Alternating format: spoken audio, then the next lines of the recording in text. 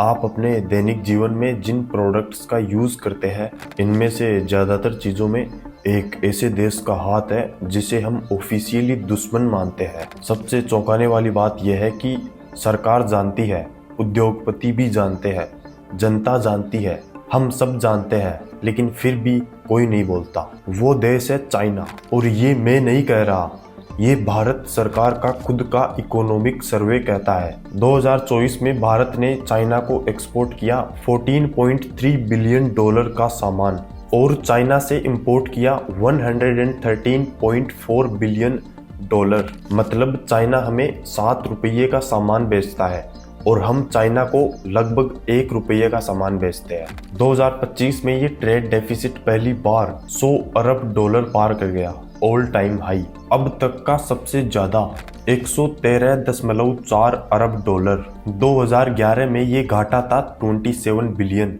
आज 100 बिलियन से ऊपर। 13 साल में 4 गुना ज्यादा। अब याद करो 2020 को, गलवान 20 जवान शहीद हुए, पूरे देश में गुस्सा था, टिकटॉक बैन हुआ, सैकड़ों ऐप्स हटाए गए, चाइना बाइकॉट के नारे लगे। फिर भी 2021 में इंपोर्ट्स 58% बढ़ गए। एक तरफ हम नारे लगाते रहे और हमारी फैक्ट्रीज चाइना से कच्चा माल इंपोर्ट करवाती रही। ये नारे और ट्रेड दोनों साथ चलते रहे। भारत को दुनिया की फार्मेसी कहा जाता है। हम जेनेरिक मेडिसिन के सबसे बड़े एक्सपोर्टर्स में है।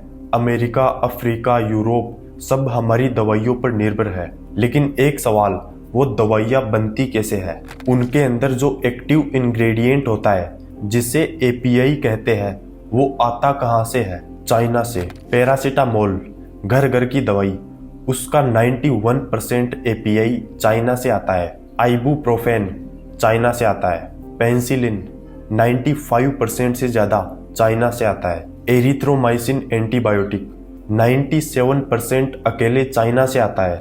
यानी कल अगर चाइना ने सप्लाई बंद कर दी तो भारत के हॉस्पिटल्स में दवाइयाँ खत्म होने लगेगी। दोस्तों, जिस फार्मेसी की नींव ही किसी दूसरे के हाथ में हो, उसे फार्मेसी नहीं, शोरूम कहते हैं। एप्पल ने चाइना से प्रोडक्शन को इंडिया में शिफ्ट करना शुरू किया। आईफोन के एक्सपोर्ट्स 2025 में 85% बढ़े।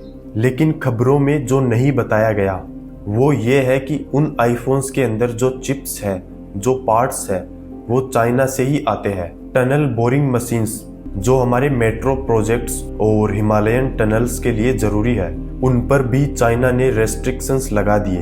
हालत ये हुई कि हमारे कॉमर्स मिनिस्टर को पब्लिकली जर्मनी से गुजारिश करनी पड़ी।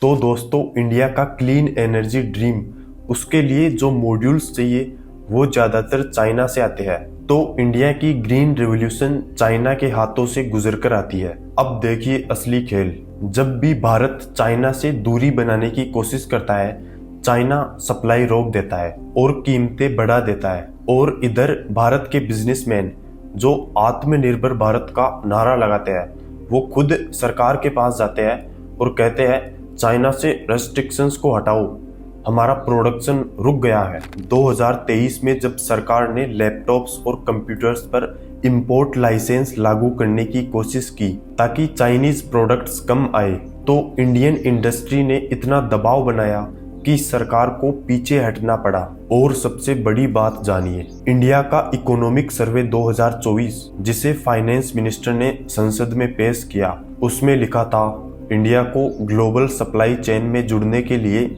चाइना की सप्लाई चेन में जुड़ना जरूरी है। मतलब सरकार खुद मान रही है। देखिए दोस्तों, चाइना अपने लिए सोच रहा है, हर देश यही करता है, यही होना चाहिए। 75 ईयर्स बाद हम दुनिया की चौथी सबसे बड़ी इकोनॉमी है और फिर भी बुखार की दवाई के लिए दूसरे देश पर निर्भर है। ये शर्म की बात नहीं है, ये एक चेतावनी है। हमें जरूरत है एक असली आत्मनिर्भरता की, जो सिर्फ नारों में नहीं, फैक्ट्रीज में दिखे, लैब्स में दिखे।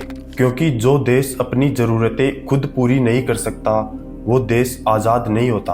अगर इस वीडियो ने आपको सोचने पर मजबूर किया तो बस एक काम करो, किसी एक दोस्त को भेज दो, क्योंकि जागरूकता ही असली आत्मनिर्भरता की शुरुआत है।